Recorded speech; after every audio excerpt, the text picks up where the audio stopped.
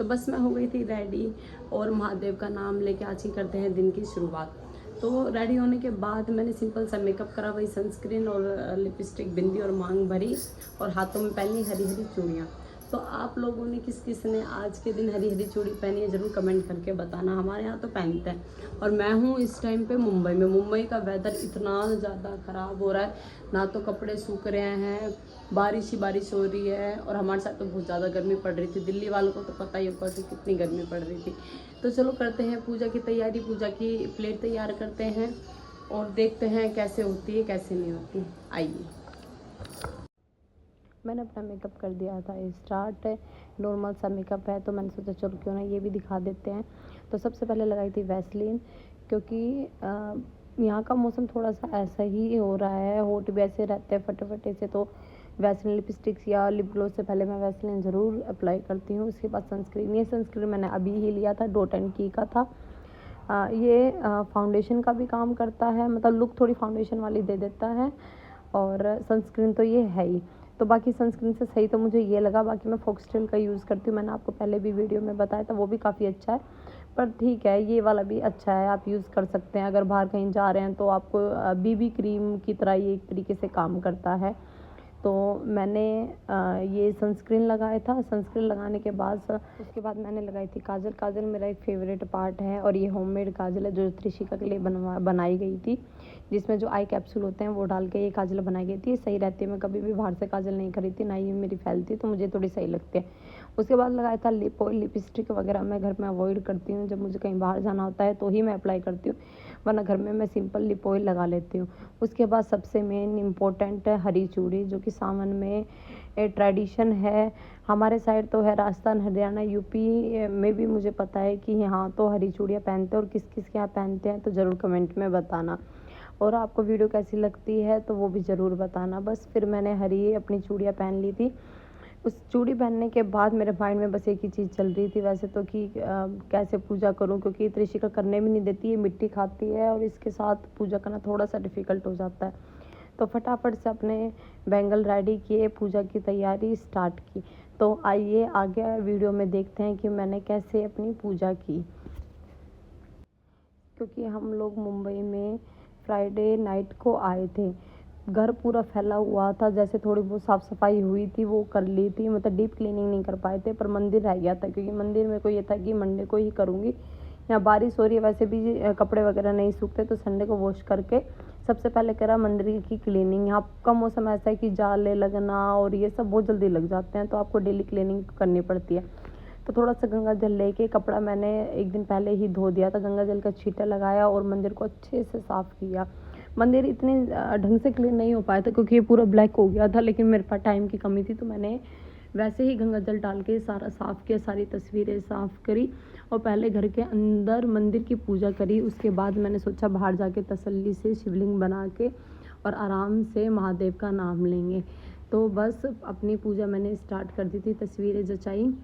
आप वीडियो को कंटिन्यू देखना, लास्ट तक देखना, वीडियो को स्किप मत करना। अगर आपको मेरी वीडियो सही लगती है तो प्लीज़ कमेंट करके बताना। अगर इसमें कोई आपको कमी लगती है तो वो भी ज़रूर बताना।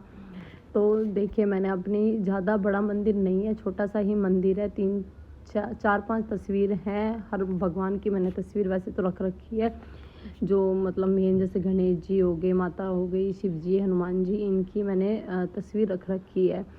किस किस के यहाँ पर सावन की पूजा कैसे होती है तो वो ज़रूर बताना। और किस किस के यहाँ पर क्या भोग बनता है वो बताना। हमारे यहाँ पर तो ऐसा कुछ कंपलसरी नहीं है, बनाना चाहे तो सावन में हम जवे, जिसे सेवई बोलते हैं, उसकी खीर बना सकते हैं। कुछ लोग सावन के सोमवार भी करते हैं। मोस्टली हरियाणा में, तो मैं हरियाणा से हूँ तो वहाँ तो लगभग सभी करते हैं, मैं भी करा करती थी। लेकिन अभी मुझे थोड़ी सी प्रॉब्लम हो जाती है आफ्टर डिलीवरी। अगर मैं व्रत वगैरह रखती हूँ तो मुझे सर दर्द हो जाता है। डॉक्टर से चेक करवाने पे मुझे पता लगा कि शायद उन्होंने माइग्रेन की प्रॉब्लम मुझे बताई थी। तो मैं थोड़ी सी भूखी रहती हूँ ना, तो मेरे सर में दर्द हो जाता है, फिर पूरे दिन उसमें आराम नहीं होता। और सेकंड रीज़न है त्रिशिका। त्रिशिका छोटी है, वो मेरा फीड करती है, तो उसकी वजह से मुझे भूख ज़्यादा लगती है। पूरे दिन खाने से सही है कि आप सुबह या आपको जो भी टाइम मिलता है उस टाइम आप पूजा करके भगवान का नाम ले सकते हैं। ज़रूरी नहीं है कि व्रत रख कर ही पूजा की जाए। और पूरे दिन खाने से सही है कि आप शांति से बैठ के आराम से अपनी पूजा कर लो। तो यहाँ मैंने दिया लगा दिया था और मैं डेली बेसिस पे हनुमान चालीसा पढ़ती हूँ, ये मेरा रूटीन है। तो आप मेरे मंदिर के दर्शन कीजिए। ज़्यादा तो क्लीनिंग नहीं हो पाई थी, पर जितनी हो पाई थी उतनी मैंने कर दी थी। अब नंबर था महादेव की पूजा करने का। तो एक दिन पहले मैं फ्लावर वगैरह ले आई थी, बेलपत्र ले आई थी। यहाँ पर बेलपत्र का पेड़ नहीं है तो सब कुछ खरीदना ही पड़ता है। तो मैं छाट के अच्छे से बेलपत्र ले आई थी, चंदन और फूल। मंडे था तो मेरे को वाइट फूल चढ़ाने थे। दिया मैंने रेडी कर दिया था और लुटिया में थोड़ा सा गंगा जल डाल के उसमें पानी ऊपर से फिर पानी डाल दिया था। और शिव चालीसा की बुक ले ली थी। वैसे तो मुझे शिव चालीसा याद है, लेकिन काफ़ी टाइम बाद मैं पढ़ रही थी तो गलती ना हो जाए। और ये ले लिया था दूध। सबसे पहले हम दूध से ही उनका अभिषेक करेंगे। और देखिए मौसम देखिए, मुंबई है ना, तो यहाँ तो बारिश रुकी नहीं रही, कभी आती है कभी जाती है। मेरे पास 3 प्लांट हैं, तो इनमें से देखो एक ही सूख गया था क्योंकि मैं घर थी तो पानी की वजह सूख गया था। दूसरी तुलसी, तीसरा स्नेक और उसका मुझे नाम नहीं पता। तो फिर मैंने ट्राई किया। यहाँ की मिट्टी भी सही है, मतलब ऐसी थोड़ी चिकनी चिकनी सी मिट्टी है, ज़्यादा टफ नहीं पड़ा। तो मैंने थोड़े से उसमें गंगा जल से मिट्टी को ऐसे रब किया, मतलब मसला उसे अच्छे से। और उसके बाद मैंने उसमें पत्थर वत्थर निकाल के उसको सेट किया और बहुत छोटे से शिवलिंग बना दी, क्योंकि कहते हैं छोटे ही शिवलिंग बनाने चाहिए। तो मैंने इस तरीके से शिवलिंग बना दिया था। उसके बाद मैंने फ्लावर लेके उसके चारों तरफ अच्छे से उसे डेकोरेट कर दिया था, तो वो थोड़ा और भी अच्छा लग रहा था। अब वो कहते हैं ना, भोले बाबा इतने भोले हैं कि जिससे जैसी भी पूजा होती है, चाहे कोई पत्थर पे पूज दो, चाहे कैसे, वो स्वीकार कर लेते हैं। तो मैंने तो बहुत ही थोड़ी सी कोशिश करी थी कि मैं भी करती हूँ, क्योंकि मैं हर साल शिवलिंग मंदिर जाती थी और शिवलिंग पर जल चढ़ाती थी, लेकिन इस बार नहीं पॉसिबल हो पाया। तो सबसे पहले मैंने उन्हें कच्चे दूध से नहलाया, उसके बाद मैंने फिर गंगा जल से, फिर पानी से, फिर लगाया मैंने चंदन लगाने के बाद मैंने बेलपत्र महादेव को अर्पित किए। मैंने 3 बेलपत्र चढ़ाए थे। मतलब मैंने देखा था वीडियो की 3 चढ़ानी चाहिए। उसके बाद मैंने फ्लावर चढ़ाया था। दक्षिणा चढ़ाने के बाद मैंने धूपबत्ती और महादेव को दिया दिखाया था। दिया दिखाने के बाद मैंने शिव चालीसा पढ़ी थी।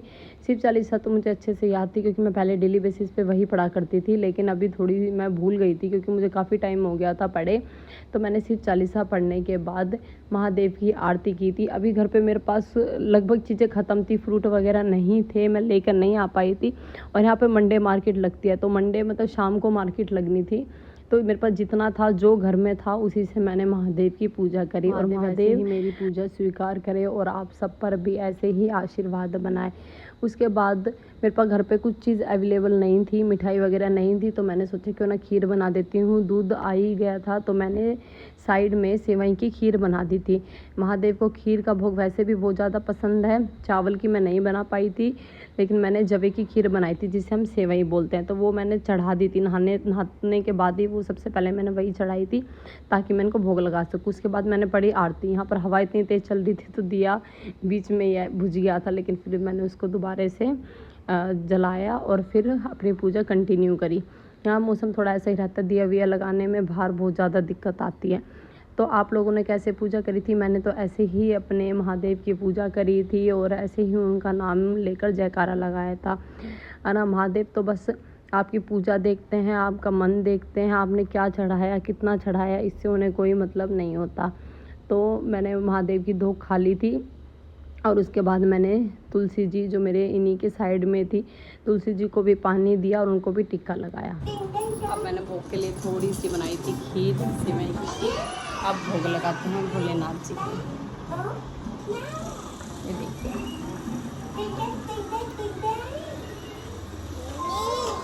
चलिए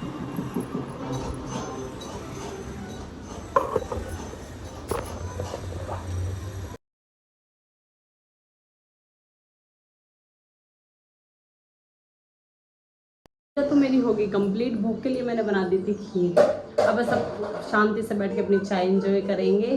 तो कैसा लगा आपको व्लॉग, कैसे लगी मेरी पूजा, ज़रूर कमेंट में बताना। बाय।